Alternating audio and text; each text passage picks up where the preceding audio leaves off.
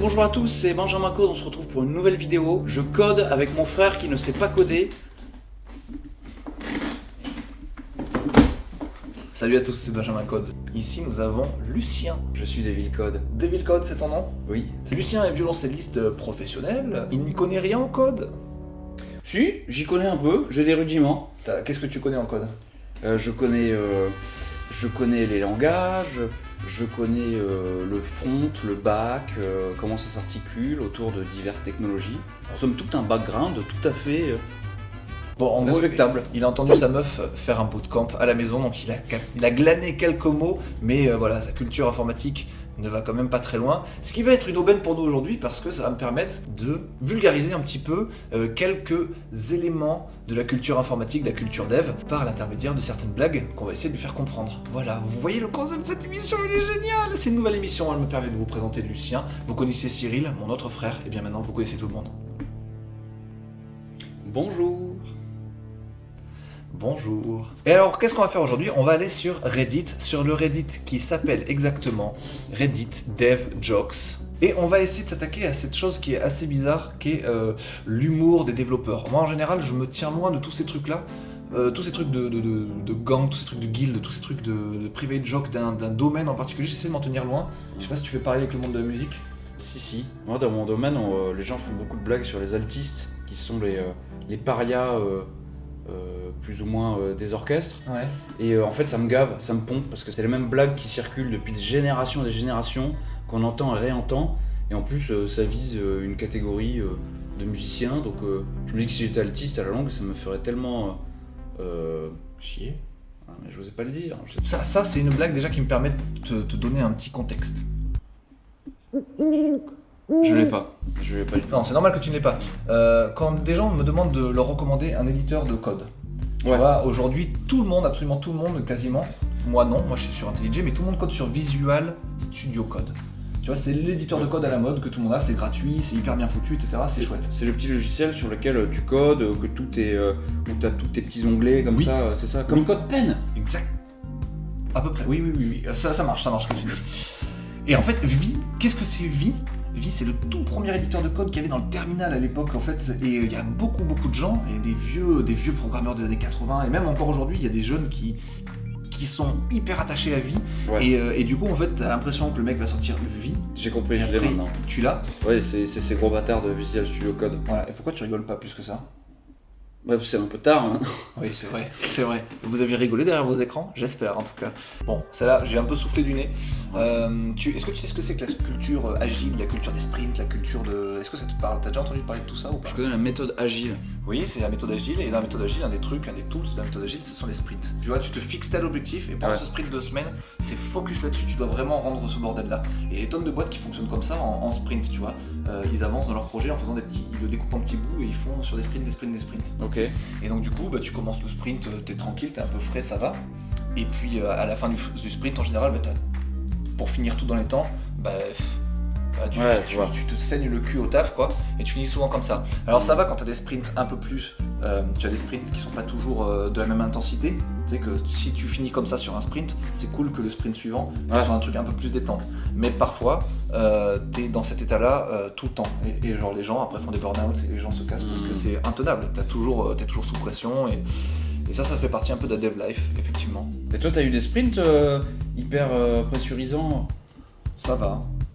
T'as déjà fini comme ça là? Oui, quand même quelques fois, mais pas tout le temps. Ça va, moi j'étais relativement tranquille. Et parce que toi tu gères ou parce que t'as eu des patrons cool qui te donnaient pas des deadlines trop. J'arrive à dire non, là ça va être trop, ça va faire un sprint ingérable, vous me dégagez ça, sinon c'est pas bon quoi. Mais c'est aussi parce que t'es en freelance. Donc Ouais. t'as pas vraiment de big boss qui va te foutre la pression pour que. C'est sûr. Et Ouais. puis entre les missions, après moi je peux me reposer et tout, c'est pas comme les gens qui travaillent vraiment dans des boîtes et qui enchaînent comme ça tout le temps. Moi je pouvais me reposer entre les trucs. Ah oui, Ça veut dire que. Attends, je peux te l'expliquer si tu veux. moi je veux bien que tu m'expliques, ouais. En fait, il faut que tu saches que Stack Overflow, c'est une base de données immense où il y a énormément de réponses pour tous les problèmes des développeurs et qui croient que leurs problèmes, il n'y a qu'eux qui l'ont et qui trouvent jamais. Non, Stack Overflow, il y a tout. Ok.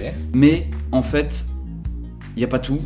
Il n'y a qu'une petite partie de tous les problèmes qu'on rencontre dans le monde. Alors, C'est pas tout à fait ça. Je pense que tu vois, derrière t'as une grosse locomotive, tu vois, c'est un énorme projet vraiment fabriqué avec des tonnes de choses et tout, avec beaucoup d'ingénierie dedans. Ouais. Et en fait, tu te rends compte que ce projet-là, il a été drivé, il a été tiré par plein de petites réponses de Stack Overflow. Il est drivé par une toute petite locomotive qui est Stack Overflow. Mais parce que il y a une réponse, et ensemble toutes ces réponses répondent à absolument toutes les problématiques de l'énorme locomotive qui est au-dessus. Je pense, moi c'est comme ça que je le comprends. Je ne sais pas comment vous le comprenez vous. Vous pouvez faire un hashtag sur Twitter. J'ai compris la blague sur la vidéo de Benjamin Code à propos de la locomotive. Moi j'avais pas compris l'image en fait. Ah bon? Voilà. Ok. Tu pensais que c'était des gens juste qui avaient mal au ventre qui essaient de péter tranquille? Je sais pas. Me giving advice on how to write code, and my god, c'est pas vraiment faux. C'est pas vraiment vrai non plus. Je sais pas trop quoi penser de cette vérité-là. Qu'est-ce que t'en penses? Je pense que par exemple, moi je te vois en tant que Benjamin Code qui a du succès dans sa carrière de codeur. Ouais. Et donc j'imagine que tu bosses propre, que tu es efficace, que tu fais du bon boulot. Ouais. Mais en vrai, j'imagine qu'un codeur, on saura jamais ce qui se passe vraiment dans son code. Alors, le commun des mortels. Ouais, on saura jamais, c'est vrai. Mais par contre, pour le coup, moi, mon code, il est propre derrière. Donc c'est pour ça que je valide pas vraiment ça. Voilà. Je suis pas en train de donner des exemples, enfin des conseils aux gens en faisant de la merde derrière, en fait. Moi, je me retrouve pas là-dedans, mais je pense qu'effectivement, ça doit arriver des gens qui font grave les mannes et qui ont du code dégueulasse derrière. C'est possible. Mais je sais pas si c'est vrai ce que je dis comme quoi on saura jamais. En fait, si. C'est facile de savoir. Par exemple, si les gens ils veulent aller voir les codes de tes missions, enfin de tes boulots, de tes tafs, en fait, ils sont accessibles les codes. Bah non, c'est la propriété des boîtes pour qui j'ai travaillé. Oui, mais je pensais que si tu voulais l'inspecteur. Oui, moi, vu que je fais du front, oui, moi, ils peuvent un peu regarder quand même. Ouais. Ah, je veux avec Family Guy. Family Guy, ok. Puis attends, ça a l'air un peu complexe en plus. Ah oui, non, d'accord. Ouais. Ok. Putain, on est nuls. Est-ce que tu comprends? Je crois que je comprends. J'imagine que commenter tes codes, c'est une manière de faire que ton code, c'est pas un labyrinthe sans nom, et que pour tous les gens qui vont passer après toi, ou même toi, quand tu reviens 6 mois après un travail sur ton code, tu t'y retrouves parce que t'as mis telle classe correspond à tel truc, et tutti quanti. Et ouais, en vrai, il y a plein de façons de coder son code. Il y a des gens qui commandent à outrance, même les trucs les plus triviaux sont commentés, et là je trouve que ça rend limite le code illisible. Et moi en général, quand je commente le code, c'est quand je veux faire un truc pas très usuel, dont j'ai pas l'habitude, et qui est un peu chelou, où je vais devoir regarder ce code et me dire mais qu'est-ce que c'est que cette merde. Et là dans ce cas, je mets un petit commentaire qui explique vite fait ce que fait les quelques lignes qui suivent, et aussi je mets en général le lien du Stack Overflow sur lequel j'ai piqué cette idée ou un truc comme ça les gens ils peuvent aller relire toute l'histoire quoi, tu vois. C'est ce que je fais, moi je commente pas plus que ça le code.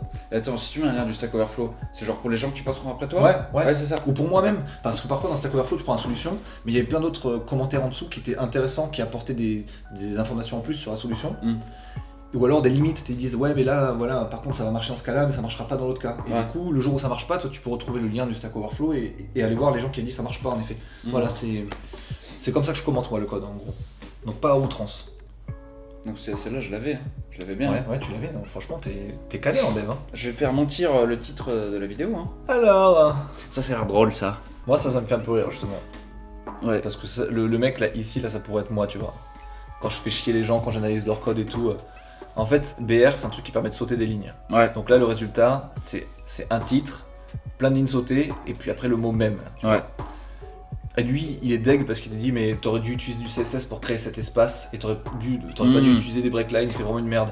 Et lui, il s'en bat les couilles, il fait, haha, Balek, je fais ce que je veux dans la vie, t'es une pauvre merde. Je comprends. Voilà, et je me reconnais vraiment bien dans lui, tu vois. Oui, mais toi, tu dis ça à qui, toi? Personne, en vrai. D'accord. Personne. Je fais des balayettes, c'est tout. Ça a l'air drôle, ça. Je suis content qu'il y ait ce même. Parce que. Attends, mets-le en grand, pardon. Il sera pas plus grand en fait, regarde, tu vois, si un peu. Un peu. Ok. Tu peux me l'expliquer, mais je la comprends déjà un peu. Mais... Vas-y, dis-moi ce que t'as compris. Bah, PHP, j'imagine que c'est un langage de dinosaure un peu. Alors, oui. Et en même temps, non. C'est ce que justement tous les frustrated devs veulent te faire entendre, etc. En mode putain, si t'as pris PHP, t'es vraiment une sombre merde, t'es un connard des enfers, des abysses et tout. Alors qu'en fait, on peut faire des super projets en PHP et c'est un bon outil encore aujourd'hui, tu vois. Mais il y a beaucoup de gens qui critiquent et donc frustrated devs, c'est exactement ça. Genre, ils sont très bons dans ce qu'ils font, si tu veux. Mais par contre, ils sont bizarres dans le sens où ils prennent un malin plaisir à venir te chier sur la gueule si t'as pas choisi leur techno, etc. Tu sais, c'est des ayatollahs de leur propre truc, de leur propre univers. Oui, mais Tu veux dire quoi, les devs frustrés en général, ou c'est une chaîne connue les Non, frustrés c'est les devs frustrés en général, ça, tu vois. Ah oui, d'accord. En gros, il y a plein de gens qui vendent trop leur paroisse dans le web, en fait. Tu sais, ils sont trop là en mode non, moi ce que je fais c'est le mieux et tout. Alors qu'au final, on s'en bat les couilles. Si ton projet il marche bien avec PHP et que tu arrives à. Enfin, qui fait ce que tu veux, c'est bon quoi. Mais c'est drôle du coup parce que de ma petite expérience, de ma toute petite culture du monde du développement, j'ai l'impression que le maître mot à la fin, c'est l'ouverture d'esprit, la malléabilité et le fait que non, il n'y a pas une technologie qui est meilleure qu'un autre, que tout est utile pour certaines features, pour certains trucs. Et à la fois, j'ai l'impression qu'il y a quand même une guéguerre de mais complètement intertechno et.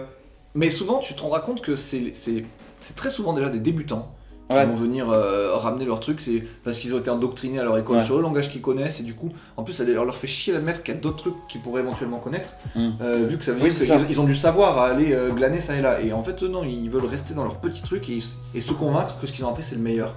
Et du coup, ils viennent te péter les couilles en retour, tu vois.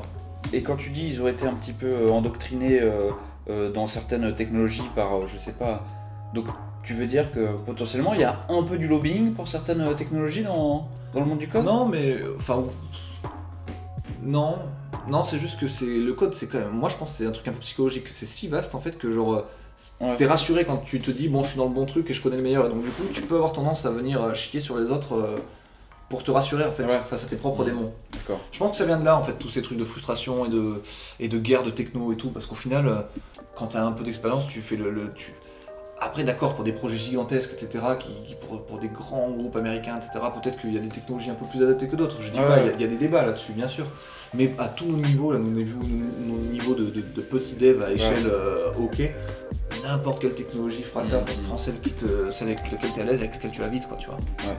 C'est ça un peu le fin mot de l'histoire.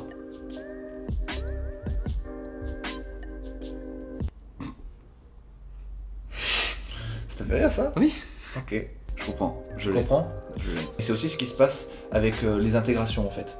Là, t'as la maquette trop propre du designer, et souvent, au final, quand le projet sort, elle est dégueulasse la maquette parce que les intégrateurs font de la merde. Très souvent, regarde sur ma vidéo sur Fiverr là. Ouais, que je regarderai. C'est pas vrai. Je suis en retard. Putain, mais tu comprendrais complètement ce que je suis en train de dire si tu l'avais vu. Oui. En gros, je donne une maquette et sur 6K sur 7, d'ailleurs allez voir la vidéo si vous l'avez pas vue parce qu'elle est super intéressante et représentative de cette blague. 6K sur 7, les gens m'ont envoyé des trucs dégueulassement intégrés et qui ne correspondent pas au début du cheval. Ça ressemble plus à ça qu'à ça quoi. Et donc c'est complètement vrai et donc c'est totalement accurate. Quand je vois ça, je me dis est-ce que c'est juste une blague ou est-ce que de manière générale ça se passe comme ça? On a toujours des plans trop ambitieux par rapport à ce que sera le produit final, ou est-ce que non, ça c'est comme ça quand il y a des mauvais intégrateurs qui font le boulot? C'est comme ça quand il y a des mauvais intégrateurs qui font le boulot. Après, un projet peut se détériorer à plein d'endroits aussi. C'est vrai qu'au début, parfois, c'est souvent les commerciaux et tout qui vont vendre plein de features, tu sais, pour impressionner l'acheteur. Et puis au final, les développeurs disent mais non, mais ça c'est pas possible. Genre on peut pas faire ça. Et de manière réelle, en fait, c'est vraiment pas possible. Ou alors il y a pas assez d'argent, ou pas assez de temps, ou plein de choses qui fait que c'est irréaliste. Et au final, tu te retrouves effectivement avec un projet qui n'est que l'ombre de lui-même. Ouais. Ah bah tiens, attends, j'ai arrêté la souris sur cette blague-là. Tu sais, celle-là, j'ai pas d'excuses pour pas la comprendre. Ouais, on est exactement dans ce cas-là. Genre, je t'arrose avec des blagues de programmeurs comme ça, et toi, t'es un non-programmeur, t'es là et tu te fais... T'es là, tu fais... Alors par contre, si tu ris pas à cette blague, attention, les gens vont commencer à se méfier, ils vont se dire, mais attends, est-ce qu'il rigole pas aux blagues parce qu'il est pas programmeur ou parce qu'il comprend rien? Il comprend rien à l'humour de manière générale. Est-ce qu'il est pas drôle? C'est quoi ton... J'avais dit que je voulais pas que tes followers rient de moi et me trollent et me harcèlent sur les réseaux sociaux parce que je comprends pas vite. Vous avez intérêt à pas le harceler sur les réseaux sociaux. C'est une flèche en vrai. Une flèche. Mais c'est l'exercice de la caméra, c'est pas évident. Oui, non, mais ça va, en plus. Non, mais je comprends. Mais finalement, cette blague-là, c'est quelque chose qu'on peut appliquer à tous les domaines de la vie. Exactement. C'est comme, je sais pas, t'es un dîner avec que des banquiers et ils vont faire que des blagues sur la bourse et Wall Street. Et ben toi, si t'es pas un banquier de Wall Street, je vais me mettre comme le chat, je vais me mettre dans cette position, je vais faire. Et ben voilà. Je le fais bien ou pas? Oui, tout à fait. Voilà, et oui, non mais tout à fait, l'analogie est très bonne. Bon, je pense qu'on a analysé pas mal de blagues ensemble, ça nous a permis d'aborder pas mal de choses, donc je suis assez content. Et donc tu penses que cette vidéo fait top tendance YouTube ou pas? Ça ne tient qu'à vous. Abonnez-vous, likez et allez coder. Ciao. Ciao. Putain, c'était la conclusion la plus molle de ma life.